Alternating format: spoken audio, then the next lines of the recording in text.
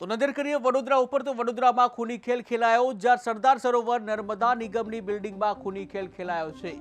ત્યારે શ્રમિકો વચ્ચે વાતને લઈને માથાકૂટ થઈ હતી। ત્યારે આ બબાલમાં બે ઇસમોએ મળી એક વ્યક્તિનું ઢીમ ઢાળી દીધું હતું, જ્યાં પોલીસ ઘટનાસ્થળે પહોંચી હતી। આગળની તપાસ હાથ ધરી છે।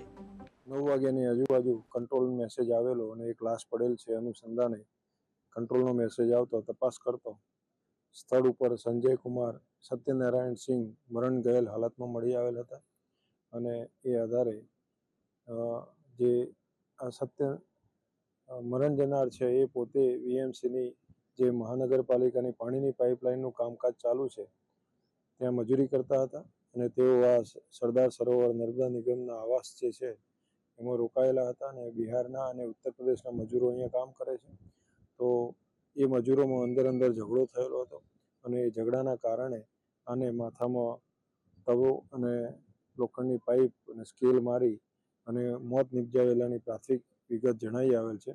હાલ કોન્ટ્રાક્ટરની ફરિયાદ લઈ અને આગળની કાર્યવાહી હાલ ચાલુમાં છે।